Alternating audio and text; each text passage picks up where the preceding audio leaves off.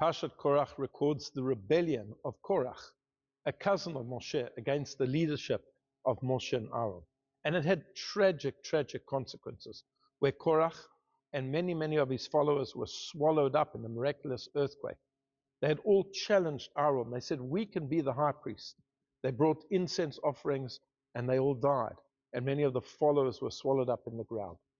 And upon witnessing this, the Jewish people went into a panic and they said, Kol hakarev el mishkan el hakodesh, whoever comes close to the sanctuary, to the tabernacle, dies. Are we all going to die? Whoever, we have a mishkan, we have a tabernacle in our midst, but we see that when people try to bring these offerings, so for example, the two sons of Aaron, Nadav and Avihu, on the day that the Mishkan was inaugurated on the 1st of Nisan in the second year since the Exodus, they brought an incense offering and they were struck down and they died. And now these followers of Korach and these 250 followers who brought the incense offering, they too died. It seems to be that the Mishkan is a place of doom and destruction and death. We don't want to come close to it. And because of that, Hashem says to Moshe, you have to make sure that the tribe of Levi will protect the Mishkan and will not permit entrance to anybody who shouldn't be there. That only the Kohanim should serve in the Mishkan and come close to the holy things. But in this point, the Israelites were completely incorrect. They associated the Mishkan, the Kodesh, with death. And one could understand this, because in the ancient world, a lot of religion had to do with death. If you think about where they were coming from, Egypt, where you had massive pyramids and temples, and they were basically mausoleums.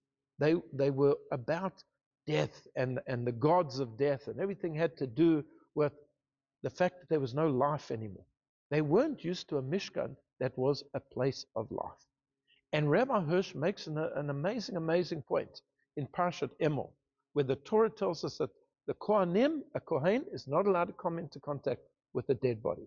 This was counterculture. This was something that was totally foreign in the ancient world, where Kohanim, priests, they had a lot to do with death, with funeral rites and burials. And yet here in Judaism, the Kohanim, our priests, not allowed to come into contact with a dead body. And if they do, first they have to purify themselves. And anybody who has come into contact with a dead body, before they can come to the holy place, to the temple, have to purify themselves. This is to teach you that the Mishkan, the tabernacle, the holy place, is a place of life. It is the place of our life and the length of our days. And the Talmud says an amazing thing. It says that in Babylon there were a lot of old Jews. And when a certain rabbi went to Israel and he told one of his colleagues this, he was completely shocked. He felt that the promise of long life is only in the land of Israel. And then his rabbi, his colleague who came from Babylon, explained to him, no, they go to shul every morning. They come early, they stay late, and then he could understand it. Because the shul is a holy place and it gives one life. For us, the sanctuary, the holy places, the temple, the shul are places of life. Seek them out and enrich your life. I wish you all a Shabbat Shalom.